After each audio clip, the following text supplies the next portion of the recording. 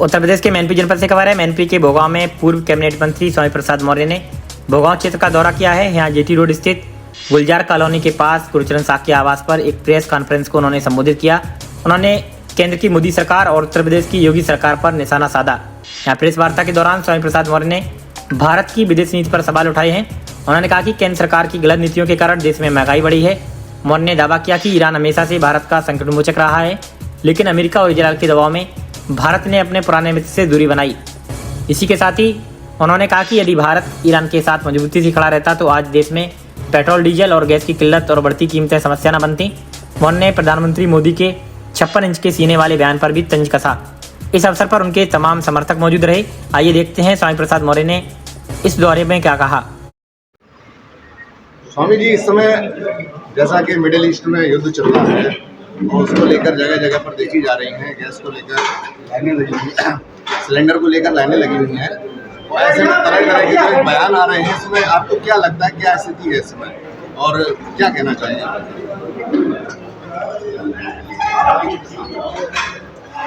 शांत हो जाइए। स्वाभाविक रूप में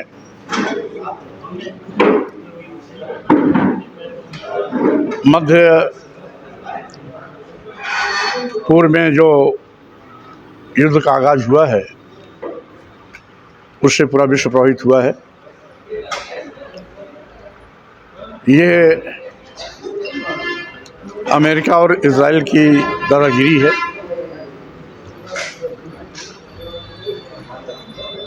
जो जानबूझ करके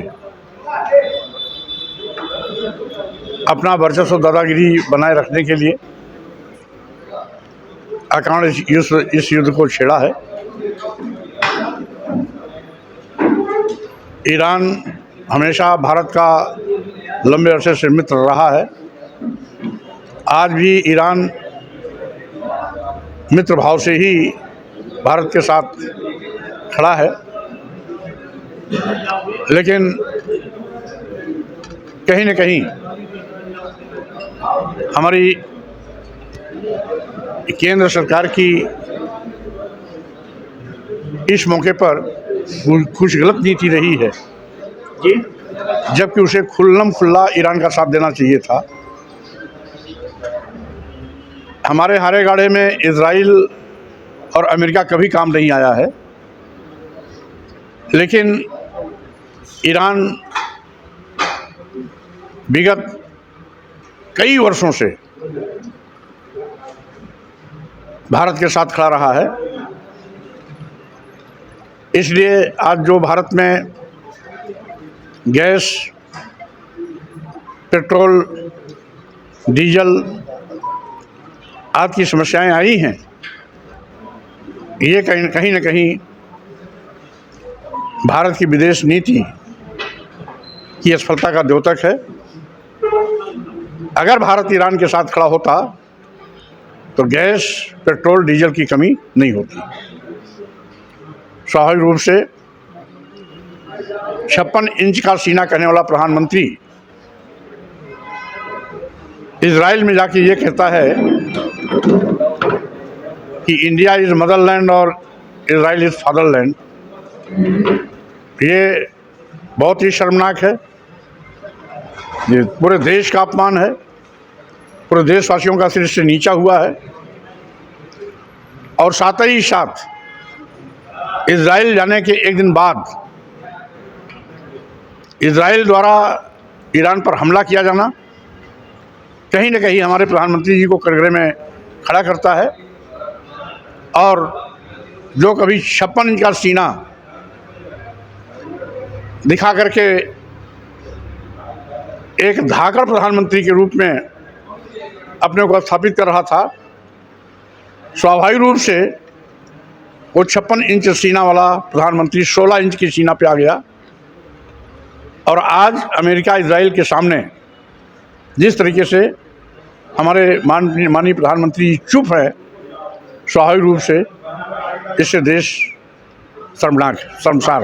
आगामी 2027 में जो चुनाव होने वाला है उसमें आपकी पार्टी क्या स्वतंत्र चुनाव लड़ेगी? देखिए, कुल मिलाकर के चूँकि भाजपा की डबल इंजन सरकार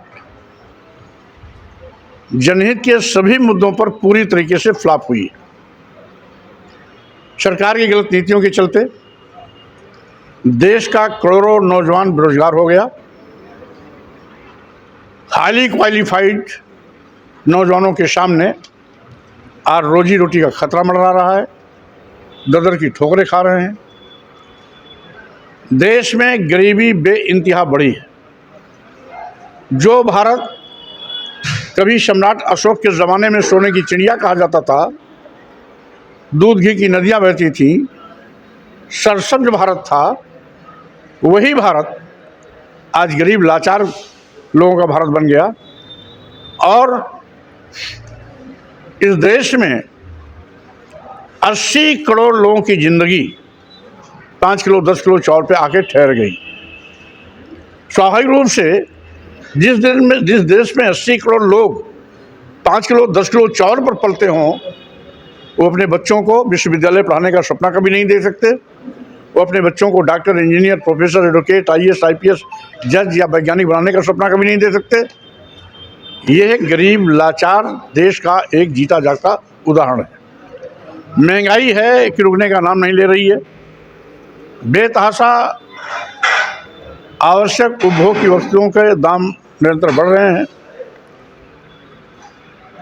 पूरे प्रदेश में और पूरे देश में कहने के लिए तो हमारे प्रधानमंत्री जी और माननीय मुख्यमंत्री जी कहते हैं कि हमारा देश कृषि प्रधान देश है, हमारा प्रदेश कृषि प्रधान देश है। सबसे बड़ी दुर्दशा और पुरसा हाल किसानों की है। सार्वजनिक मंचों से घोषणा करने के बावजूद भी आज तक किसानों को लाभकारी मूल्य नहीं मिला।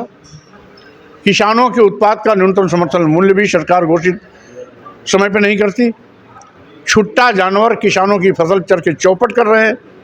ये किसानों पर अलग से आफत का पहाड़ टूटा। योगी जी कहने के लिए तो योगी हैं,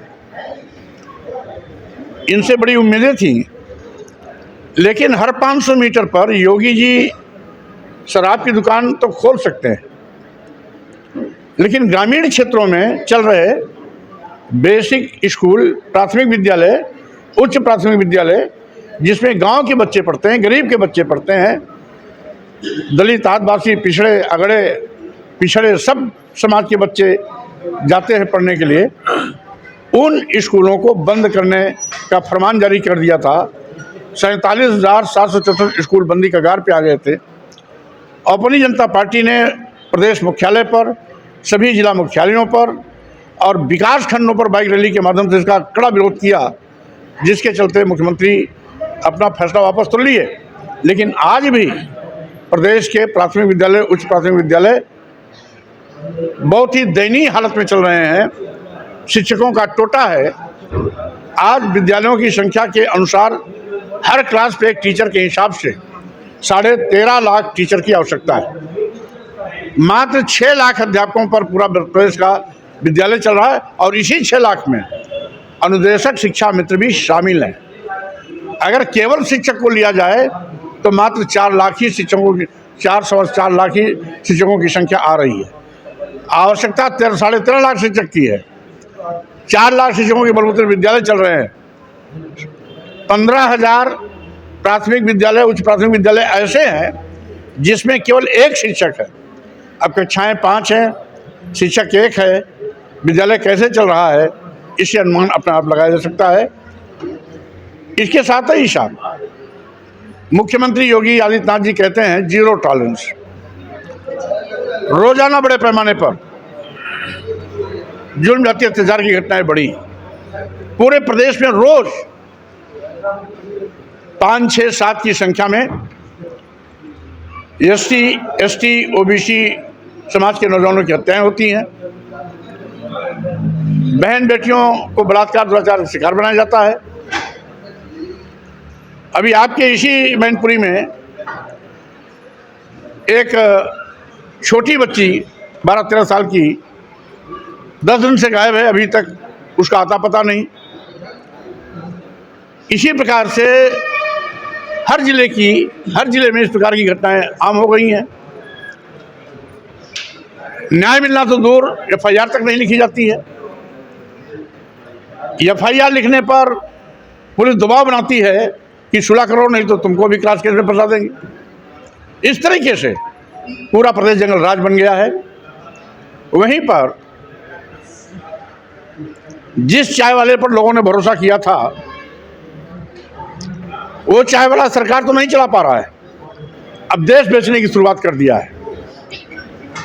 देश के सभी बंदरगाह, एयरपोर्ट, एयर इंडिया, अधिकतम रेलवे स्टेशन, कई दर्जन ट्रेनें, यहाँ तक कि LIC जैसी बड़ी संस्था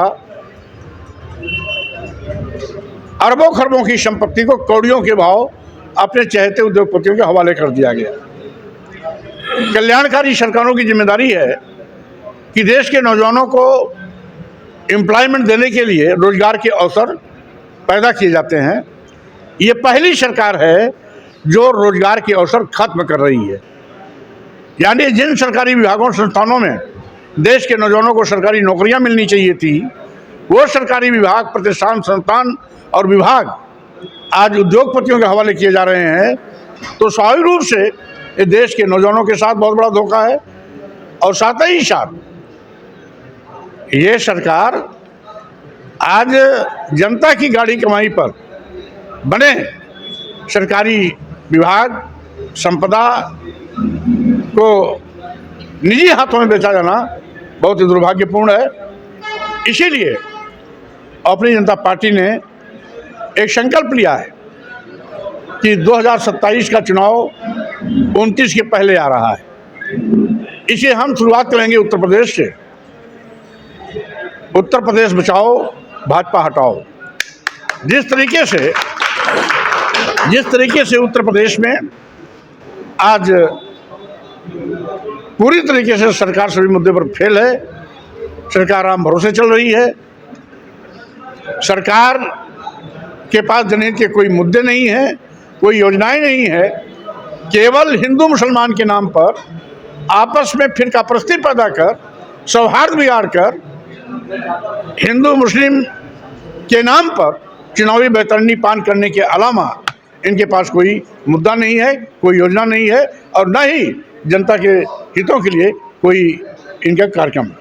एप्स्टीन फाइल को लेकर काफ़ी चर्चा रही है अभी, जिसमें काफ़ी नेताओं के नाम आए हैं। क्या लग रहा है इन सब की आड़ में उस फाइल को दबाया जा रहा है या उस फाइल को लेकर आपका क्या विचार है? बहरहाल जिस तरीके से आज हमारे प्रधानमंत्री जी की बोलती बंद है, ये इंगित करता है कि कहीं ना कहीं दाल में काला है। दाल में काला क्या है, ये तो वक्त आने पर पूरी तरह से मामला खुलेगा। लेकिन अपने को हैकर प्रधानमंत्री कहने वाला आज भीगी बिल्ली बना हुआ है, तो स्वाभाविक रूप से कहीं ना कहीं बैक डोर में कुछ है, जिसके नाते हमारे प्रधानमंत्री की बोलती बंद है। स्वामी जी संघर्ष करो, हम तुम्हारे साथ हैं।